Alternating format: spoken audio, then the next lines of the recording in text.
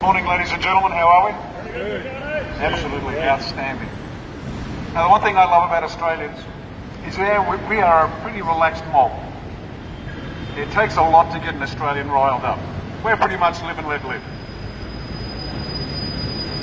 But there's one thing that really gets us from 0 to 100 very quickly. Let me give you an example. Sport. Now, we love our sport. We've been told that 100 times, and it's true. And we love a hard game. And we don't even mind if there's a bit of biff behind the run of play, as long as it doesn't go too far. We're good with that. That's just life. But if you want to get an Australian hot under the collar, cheat. Because Australians hate cheats. And they hate being cheated.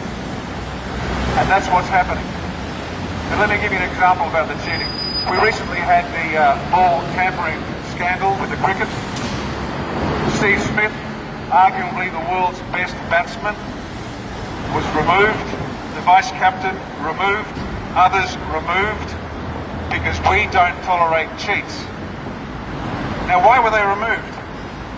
Because the people demanded it. Parents, fans, and the kids. Because we know what's right and wrong. We won't tolerate it. Well, I've got some bad news for you. We're being cheated. And it's like we're being cheated by someone we've known all our lives, someone we trust, someone we've believed in. It's like you're working hard, you've got a few extra bucks and you keep putting them away, and someone keeps taking the money out of your wallet and spending it on what they want, not what you want. And the people that are cheating us is their ABC. They are doing things with your money that you don't want. Let me give you another example. With all the massive fraud by the corporate media, of which the ABC is king in Australia, the fight between the Conservatives and the left is still only 50-50. Just think about that for a minute. The massive weight of this brothel behind me pushing a particular line, and the country is still only 50-50. Now, what does that tell you about the natural or default position of Australians? We are naturally conservative. We naturally know what's right and wrong. We naturally want to do the right thing. And these bastards behind us are taking us for fools. But why? Why are they doing this? Why are they pushing this left agenda? Well, let me tell you a sordid little story. In 1958, a man called E. Cleon Skousen wrote a book. Now, E. Cleon Skousen was an undercover FBI agent in the United States, and he had penetrated the organisation, and he wrote a book about his experiences called The Naked Communist. Get online, buy it, read it. And in that book, he enumerated, and for our left-wing listeners, that means he listed, he enumerated the 45 goals of the Communist Party of the United States. Very specific goals. Now, I'm just going to run through a couple. Now, you tell me how many you think they've achieved so far. Because you need to know what is driving these people behind us. Because when you know what's driving them, you know how to attack them, you know how to bring them down. Okay, the 45 goals. Now, you tell me if any of these sound familiar, and you just tick off in your head how many they've achieved so far. Promote the United Nations as the only hope for mankind. One world government. The ABC only ever promotes one world government. It promotes international law over Australian law. It wants open borders. Number 16, capture one or both of the political parties. Wow, have a look at that. The Labor Party is now communist and the Liberal Party is now socialist. And let me just, on that note, echo words I heard recently from the United States. Australia will never be a socialist country. We have too many migrants from countries who have experienced socialism and communism, and they know what it's like, and they don't want it anymore. Number 17, get control of schools. Use them as transmission belts for socialism and current communist propaganda. Soften the curriculum, get control of teachers' associations, and put the party line in textbooks. They're not teaching them to add up, but they're teaching them about safe schools, about binding their chests and tucking their testicles between their legs, and how to get past their parents when they want to search porno sites online. In fact, that lunatic from Melbourne, Adam Bant, member for Melbourne, the Green, tweeted that he was happy that one of the schools was teaching their kids how to sext appropriately.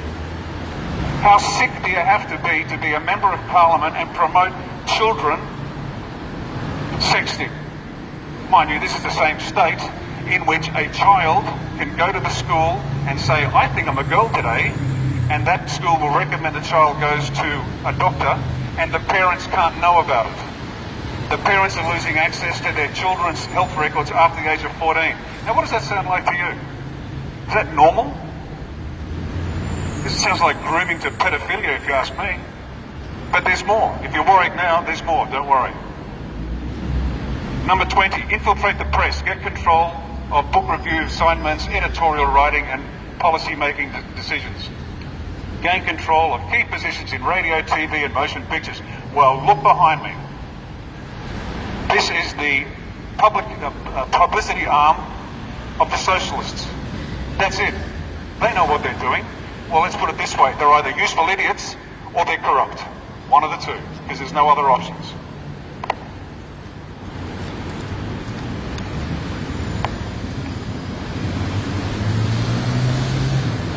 Eliminate all laws governing obscenity, calling them censorship and a violation of free speech and the free press. This is number 24, 1958, number 24.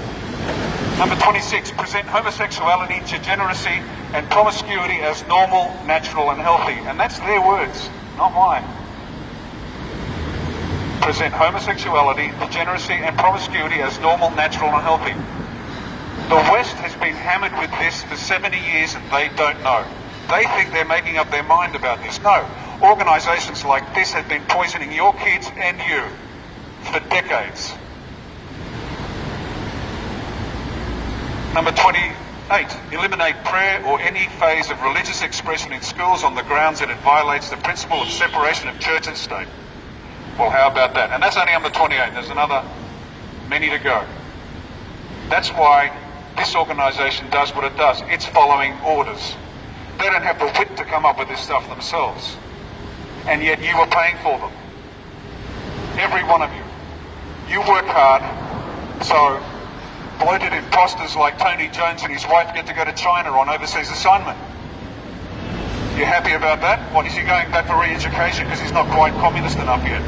It's a question, just an opinion, I'm not sure. Maybe he's a good man. I've been told he's a very good man. I have my doubts.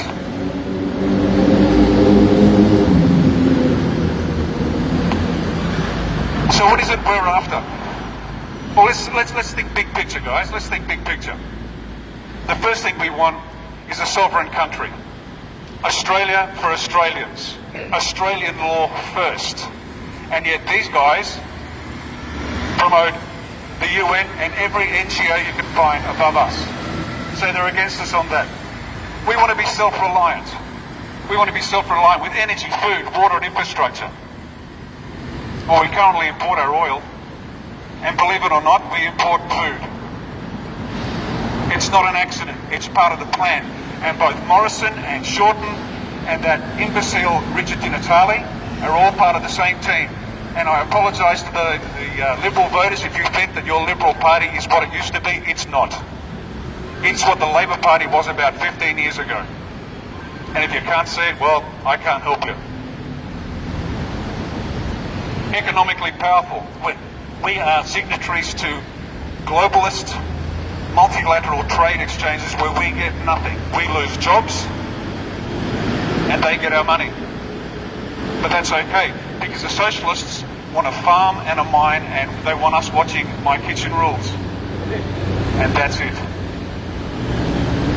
We want to be militarily intimidating.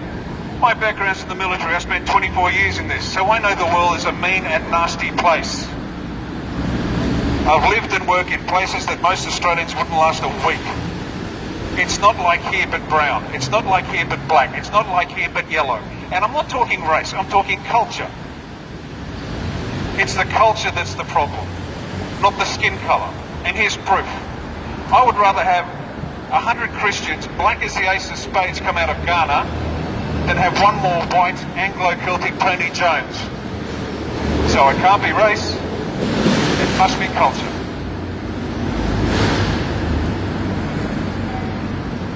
We want a politically stable country. And has the ABC ever once reported on vote fraud? What's the most precious thing you own? Your vote. Nothing more precious. Why? Because it underpins every other right you have. The right to your life, the right to your liberty, the right to your property. Now the vote, we got the vote after thousands of years of men and women suffering and dying and fighting for it. It is the most precious thing we've got. And these bastards never once report on the magical boxes of ballots that get found and tip an election. Or the magic number of boxes that get lost and tip an election.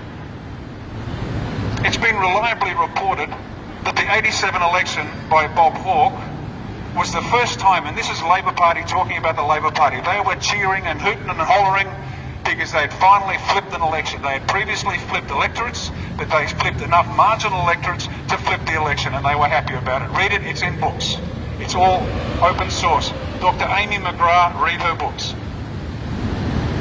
Have these guys reported it once? No. Has the Labor Party ever investigated it? No. Has the Liberal Party done anything about it? No. Why? Because they're part of the same problem. We want social cohesion, and what do? They import people by the thousands whose culture is utterly incompatible with Australia. Now, before all the lunatics go crazy saying being racist, I've lived and worked, as I said, in many, many, many, many countries. Over many, many years. I have a lived experience of different cultures. And they are bringing them in by the boatload. Because they are trying to make us socially unstable. They're even attacking us morally. Now there's a dangerous word, because apparently morality is a bad thing. Okay, well you tell me this. You don't have to be a Christian, you don't have to be religious at all. This mob has never once reported on full-term abortion. Now what's full-term abortion? It is the aborting of a child minutes from birth, a totally viable baby, minutes from birth. There's a big song and dance in the United States because they moved some legislation in New York to make full-term abortion legal. You know how long we've had it in Australia? Years. Tasmania, Victoria, Queensland all have full-term abortion. It only recently just missed out in New South Wales. And guess who put the legislation up? The National Party, another fake conservative party. The left has infiltrated every political party in this country, bar us. With a nod to the ALA and One Nation. But even One Nation's a bit of a concern. Full-term abortion. You don't believe me? Look it up. Check it out. You'll need a strong stomach. I won't even bother describing the process because people will turn off the video. This is legal in Australia today. Who's pushing it? Penny Wong, Tanya Plibersek, Julia Gillard was part of it. They're part of a group called Emily's List. Emily's List is a faction of the Labor Party where the quota girls get pre-selection. They don't get it on merit, they get it on quota. And these people have never once raised the issue of full-term abortion. Now here's a tip. Why is full-term abortion so important? Well, we found out recently. Because they sell body parts. And a live baby after birth is worth $500,000 and a dead one's worth $50,000. Now these are numbers out of the US and I'll guarantee you it's pretty much the same here. Who's buying it? Powerful overseas countries are. This is the problem of a socialist ABC. These useful idiots behind me have no idea what they're doing. They're taking your money and destroying the country. So what are we going to do about it? What can we do about it? We take our country back. Now you can vote for Labor, you can vote for Liberal, you can vote for us, you can vote for anybody you like, I don't care. But do yourself a favour. Investigate the name of the person you're voting for and ask him a question. Will you investigate vote fraud? Will you investigate full-term abortion, the murder of viable babies? If the answer is no, and you still vote for them, well, there's nothing I can do for you. Best you go see a priest. Best you go see a rabbi. Because you're beyond help. vote for whoever you want to, but you look up and find out who you're voting for and what they stand for, because you are being used. You are a pawn. Every one of you is being used as a pawn unless you can find out for yourself what you stand for and who's going to represent you fairly in Parliament, and who's going to emasculate this abortion behind me and get it to do what it's supposed to do, which is represent Australia and Australia's interests, and not the interests of powerful overseas forces. Ladies and gentlemen, vote Conservative. Investigate your candidates. If you like them, vote for them. If you don't like them, then find somebody else. Thank you very much.